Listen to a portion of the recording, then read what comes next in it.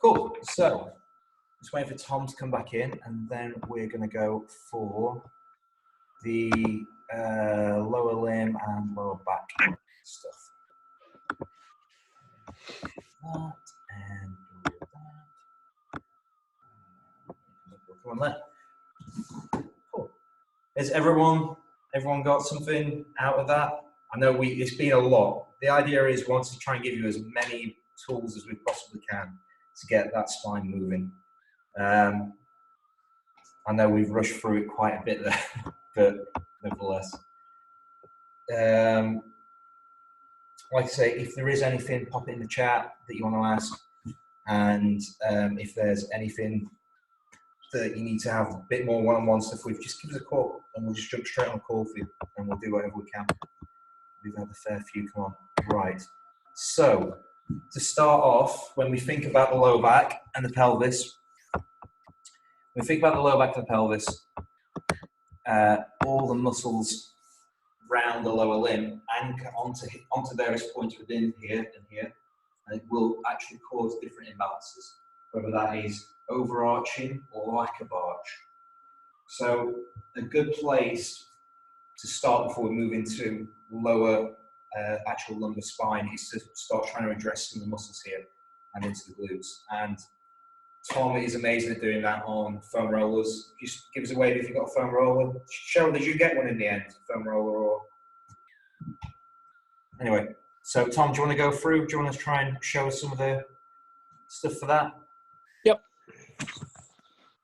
I've optimized camera angle.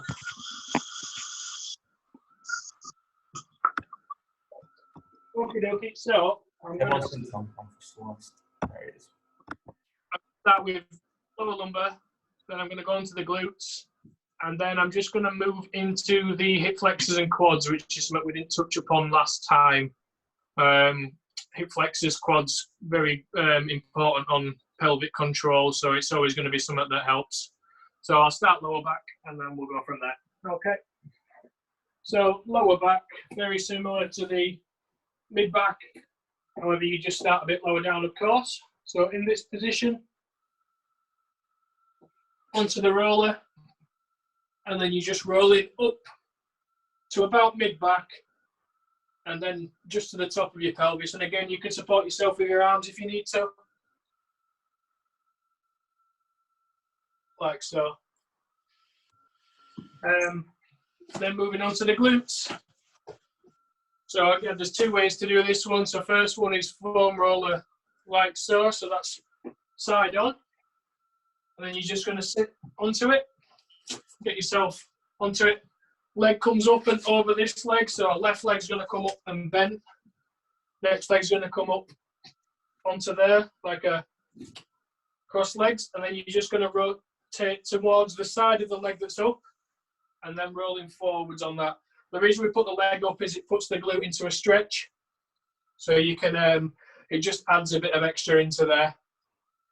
So that's a great little perfect one. And you're going to go all the way up to the top of your pelvis and then as far down as you can go onto that glute. And that's going to hit all three glutes and the piriformis muscle. And then it obviously, same opposite side.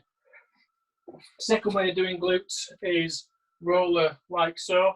So that's straight on. And then again, you're going to sit on it, leg up in the same position, and then just rolling across like so. Can you just show that from the front? I know I was taking the mic of you last time you did it, but it just helps people visualize it. Yeah. So roller like that, sitting on like so, leg up as we were, and then rolling across like that. And then you're going to come right from the middle, all the way across and back through. Okay. People don't realize that the glutes are such a stabilizing muscle. It's crazy. Like they run from about here when they attach into the spine all the way down to about here.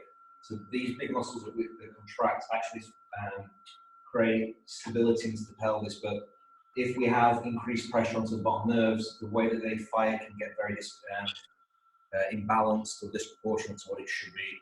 And say if that happens, that's where we start getting more locked on one side and we start seeing offset patterns. the actual foam roller is amazing. Not everyone has foam rollers, and it can be quite tender depending on how sensitive you are. So when we're thinking about the pelvis swell, it's not just into the glute, we also have to dress the muscles onto the front, into the hip flexors. Do you want to go through some stuff, Brooke? Yeah. So, like Tom said, if you've not got a foam roller, you can just do some without, especially for these hip flexors. So, really simple. One of them you do, unfortunately, well, you are on your knees, but you can do another one without. So, I will show you that one as well. I don't know if you can see me. Can you see me? There we go, that'll do. So, on your knees, and then you're going to put one leg forward, so like the stretch that Tom was showing us earlier. But all you're going to do, hands on hips, just to make sure you're stabilised while you go forward. And all you're going to do is kind of like a lunge forwards. So you should be able to feel that kind of stretch in that front area there, which is really, really nice. And again, swap legs. And you should again feel that stretch right in the front there, which is really nice. There is you can't do it. Go on. They say there's two cheap ways to try and make that more intensive, because if somebody is really flexible, I mean, I'm just watching how far Brooke's going and how far I'm going, and it's a bit embarrassing. But if you are feeling that it's quite flexible and you can go quite far, you're not really feeling the stretch, the two things to do are to either rotate your torso towards your front leg. So as we're going forward and stretching here, we're also pulling round, and you'll feel that stretch deeper in the actual groin. Or the other thing, or you can combine it, is as you're going forward into the stretch, concentrate on your back leg, your back shin, and push that directly down into the floor. So if you're pushing that into the floor, it's going to intensify that groin stretcher. And if everyone can do it now, you'll probably feel it. Feel that a bit more, bro? Yeah, good. So then, if you don't want to do it on your knees, I've shown someone before who's a runner. Really simple. If you just stand, and then you're going to cross one leg over the other, and then it's really nice if you just kind of lean, and then you can lean a bit backwards as well, and you can feel it quite nicely. And again, if you want to pop that arm over, then it's going to kind of go all the way down as well, which is quite nice. Yeah. Which is good. Nice stretch. So that's for the hip flexors. So especially if you don't want to go on your knees, that's a nice one that you can do stood up. Another glute one is just change the angle. So what you want to do is you want to sit on the floor, legs straight out in front of you, and then what you want to do is you want to bend one leg over the top like that. And then what you're going to do is you're going to do the opposite arm across, and then it's just literally twist that way. So you can pop your other arm on the floor like Tom is there, and it's just really nice. And you should feel that all the way around your glute there, which is really, really nice. And then you can do it the other way as well. So both sides. Another really nice one that you can do while you're on the floor as well is you want to go on the floor like this, so your knees bent, and then one leg over, so you're bending it kind of across, so your foot's on the other leg on your quad, and then you can just push again. So literally relax your neck, and then you can just push across. If that one's not kind of enough and you can't feel the stretch enough, then you can bob that other leg up, and you should be able to feel it all in there. And that's nice. You can do that one as well if you don't want to do it on the floor. You can do that one if you sit on a chair as well. I want to show you.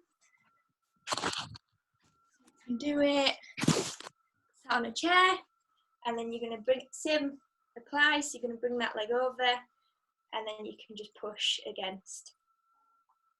And you should be able to feel that around kind of the hip and into the glutes, which is good.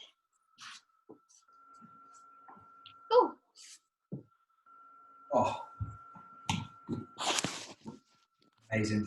So that is the glutes, the hip flexors, and that's going to really help basically bring everything back into a bit better alignment from a muscle point of view. to try and get the pelvis moving, there's a few different movements. One is, that I'm sure everyone's going to see, and this is all good, is going to be a arching and then flexing. This is where somebody records this and then speeds up and memes it. Happening. So what we're trying to do is we're trying to stretch right at the base, and then really extend that arch, and then go move through it. So we get that forward and flexion extension, just coming into the lower back. The same thing can happen on this, where you go into a lateral flexion as well. So if you're looking from the front, we can go flexing out and in as well.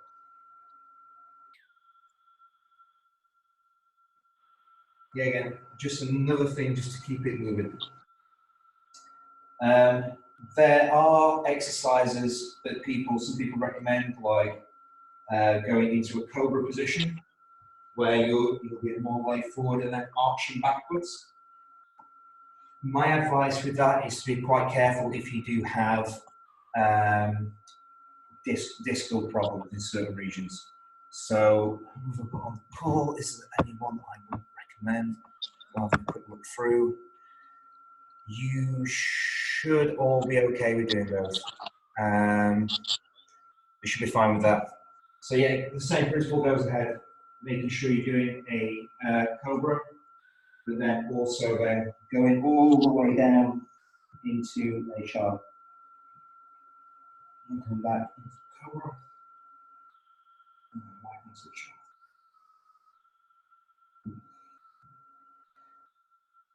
So the idea when we're going through these movements is to try and traction the disc. If we can traction the disc, because it's a sealed unit, we actually draw more fluid in. There's no blood supply to this disc, so movement helps us get nutrients back around the body, well, from the body into the disc itself and replenish itself. So it's fine. It's a really good way to do it. The last one we've got here is a lower back mobilization called Lievenson's. Now, what we have to do it and try and show you it on the bed. I want you to try and, it's hard to manage it, but try it on the edge of your mattress, okay? So, let's see if I can show you from there. Just shout, Brooke or Tom, if you come out shot, okay? On the screen. So, all we're gonna do, I want you to try and lay up to the edge of the mattress, okay? We're going to try and keep the lower back about 90 degrees to the mattress surface. So what I mean by that is, I don't want you laying further backwards like this. I don't want you laying so you're going to roll off. Because as we do this, it's going to change the tension into the lower back muscles. We can't consciously control the lower back muscles themselves, so we have to use our limbs to create torsion around the lower back disc and the joints. Okay? So we're going to bring ourselves towards the edge of the mattress. Try and keep that back about 90 to the mattress. And what we're going to do is we're going to bring that leg up and we're going to let it flop over the side. Okay? This means that the weight of the leg, which is about, well, it's not about, it's about 18.5% of your body weight, should then drop forward and it starts to create tension below the spine. The hint with this is, depending on where you're trying to get the movement into the spine, depends on how high the knee should go. So if I've only got my knee out slightly, it's only going to create tension higher up. So if I've got a problem with my TL junction, I'm going to feel it more up here. If I want the stretch and the movement to be lower down, I'm going to bring my knee right up, because that's creating a lot more tension lower down in my spine. So at that point, I'm letting the leg dangle and I'm going to start feeling it down here. Okay? You will find a spot which your primary problem feels like. So you're going to feel it more in one area than the other. You probably all recognize this from very similar from when we adjust you on the bed. Yeah? Don't roll off. There's not 15 stone stopping you from rolling off, all right? But it's just the same mechanism that we use to try and create tension. When you bring the leg over, so you find the spot that you want to feel move, when you bring the leg over, I want you to take a deep breath out. That deep breath out lowers the pressure in the abdomen. So that's going to help that muscle stretch more. So take a deep breath in, all the way out. And we're starting to feel a stretch here. What we then do, if you want to advance it even further, is as you take a breath out and you bring the leg over, I also want you to bring your arm over the top. Because that pulls the big band muscle up and the leg pulls it down. So it's going to increase the tension. So take a breath in and all the way out. And hold that breath out and you'll feel a good stretch. Okay? Then bring the leg back up for a break. And then repeat 3 to 5 times. When you're on the edge of the bed, I keep banging on about it, try and keep that angle from your back to the mattress at close to 90, because if you roll and you roll forward, that puts more rotation into the movement and we won't get as much of a stretch. So try and keep the back up to an extent, but bringing the leg over, that's going to really increase on the way you feel it. Obviously, some of you haven't been adjusted for a while. You probably feel some popping and cracking sensations. It's normal, don't worry. Don't think something's gone terribly wrong. It's just a release that might be needed at that point. Okay? Is there anything you can think of, Tom or Brooke? Anything else for that lower back? Any other good mobilisations or anything? I always got lumbar rotation for the lower back. Go for it. Nice and easy. I always like to give this to people who tend to be quite stiff in the lower back when they wake up. Obviously, if you've been laid all night, a couple of positions, maybe 4 hours at a time, you're going to stiffen up in the lower back. So I like to give a nice little easy one onto your back. You can't see my shoulders, but they're flat on the floor, knees at this position, and then you're just going to start gently rocking the knees, and then just getting bigger with those rocks, and then you want to be getting to a position where you can get to there. How long does that generally take to build up? Obviously, it'll very much depend on how much your symptoms are, but I'd look at between 30 seconds and a minute to just build up to that full rotation. If you can't get to the full rotation, that's not a problem. You get to where you can yourself. But like I say, start very shallow rotations and just build your way up as you feel comfortable. Cool. So if you haven't done it before and you're feeling tension, don't push it. Just keep working over a couple of days and keep on building it until it feels normal for you to go to it. Yeah. Yeah, it's nice, easy one to start yourself off with. Start the day off with. It's a good one to just move your lower back, move your pelvis. Right, amazing. So they're the main ones that we've gone through. Like I say, we have thrown loads and loads and loads and loads at you, just trying to give you a tool for each different area, and try and give you a little bit of a stretch and a little bit of an ease. Are there any questions anybody has? We've got loads of time now. If anybody wants to ask anything, if there's anything specific for a certain region, or if anyone's struggling with anything, if they want to ask, please unmute yourself or put a message in the chat if you don't want to, and we'll go from there. Hi, Tom, it's Chris. Is it possible to overdo any of these exercises? I'm particularly interested. I sit at my laptop all day long, as you know. Yep. Is it possible to overdo, the one where you were kind of leaning back and really pushing your arms back? For instance, is it possible to overdo that? Can I do it 50 times a day, or? No, so there's two different things there that people get muddled up with. You have a normal, natural, physiological ability for your body, okay? So by overstretching, you won't go beyond that, and you won't create, you won't become unstable, if that's a concern. The key, though, is if you are stiff and you do have problems, obviously you've got to work to what your body can do at that time. So that doesn't mean that if you were normal, what I'm trying to say is if you were normal and you kept stretching, you wouldn't then overstretch yourself and cause problems. But if you're acute and if you are stiff and you push yourself too far, you may get signs of inflammation or aching or tenderness. Does that make sense? So I think, especially what Tom just said in that last thing, work towards what feels fine for you. And we've got all the time in the world at the minute.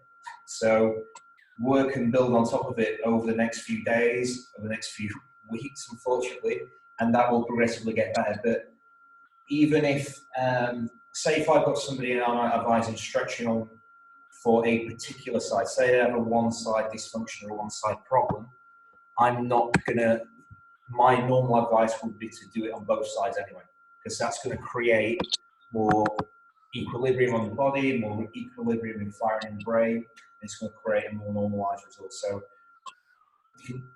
you can push yourself too quick, too fast, like I did the other day doing runs, because I thought I'd been smart and cocky, now that I could walk for 2 days. But you can't overstretch to the stage, if you're working on it, you won't overstretch to the stage where you'll cause damage. The only caveat in that is, say, if you fell over and you pulled yourself, or if, I know Chris on the call, if Tim was pushing a wheelbarrow like he did and hit something and then fly over the top of the wheelbarrow and his muscle stretched beyond what it should do, then that's where you get an injury. Is that okay, Chris? Is there any follow-up to that? Or? No, it's good. I'm being very conscious at the moment to step away from the blooming laptop and do this. It's been very useful, this, because it's making me think all the time. Step away and do something. Yes, the big ones for me are the Brugger relief, so that's that one and that one, because that's something you can implement very, very quickly with quite a quick relief as well. I always tell the story for that one, and I'm sure everyone's heard it 101 times, but in my final year at uni, I was spending a lot of hours at the library just trying to get my hours in and get my knowledge up. And I ended up getting to the point where that wasn't that much tension, that I was doing that every 20 minutes. And it just helped me carry on, so you can do that as much as you can. The key to all this is to keep going, keep moving. That is the big thing. We're designed to move, we're designed to get that feedback. And our body's amazing at surviving and adapting. So it's actually a variety that we need instead of one thing. So if you tell your story about some of our guys who we come to see us, who were like high-level professional cyclists, I used to go, who they used to manage, and if you think their fitness was incredible, like these guys were cycling all day, every day, competing at international level, it was amazing. However, because they were literally hunched forward on the bicycle all that time, their spines or their body had adapted, so this was a normal position for them, which isn't healthy. So for them, it was getting the variety or getting the routine back in for them that actually brought them into extension. The same applies to you on a laptop. So it doesn't even have to be that you have to, what I'm trying to say is, try and think of all the things you're not doing and add that into your day, and that's going to stop your body from adapting one way. It will just return back to neutral. I think that's the easiest thing to say. So I'll go down a rabbit warren and then start backing off quickly. Thank you. Is there anything you guys add to that, Tom or Brooke? Anything you think of? Or? No, nothing I could add to that. Beautiful. Anybody else? Anyone else want any more specific stuff? How are you coping with all the horses, Liz? Are you managing okay? Still muted. I see the dogs are there. How often should we be going through these exercises? Oh, sorry, I've just unmuted you. All I got was how often should we be going through these exercises?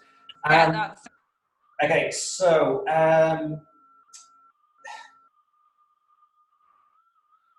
let me put this. When the GP or a health provider says to you, you should be drinking 2 litres a day or eating your 5 fruits and veg a day, realistically, that is the bare minimum that they want you to do. So it doesn't mean when you get to 2 litres, stop drinking, or when you get your 5 different ones, stop eating your fruit and veg. The same thing applies to this. The only reason we give a prescription out is so that is kind of the bare minimum. But the more you do this, the better it will get. So if you weave it around certain stressors or certain triggers, it'll be more easy for you to cope with. One thing that we do for people who struggle with this is get a sticker. We give out the kids stickers. and place it somewhere that you walk past in the house. So when you see that sticker, you do the exercise. Minimal, I would say at least twice a day if you're struggling. At least twice a day. A lot of the stretches, like Brooke said, anywhere between, I was taught 8 to 15, but I know a lot of people say 8 to 25. It depends on what it is. But work up to that duration. Don't forget, I've been out of university a lot longer than you, Brooke. So your education is probably a lot more current than what I'm working on. But yeah, Thanks. just keep it going at least 2-3 times a day. The more you do it, the better. There's no real overstretch for that. Anyone got anything else? Anyone asking more questions? Cool. If anybody wants, if they seem very simple, because I know some guys on this call I know work out quite a bit, and I know do quite a bit more. Like I say, just jump onto a one-on-one and we'll give you some more additional bits, and we'll see if we can do anything we can to help in that way. Yeah, and I hope you're all safe. I hope you're all well. I'll unmute everyone very quickly, and we'll say thank you for coming, and keep safe, everyone, and we'll see you next time. And if you need anything, just call us. See you soon, guys. Thanks, guys. Thank you. Bye. Cheers. Bye. See you guys. Bye. Bye.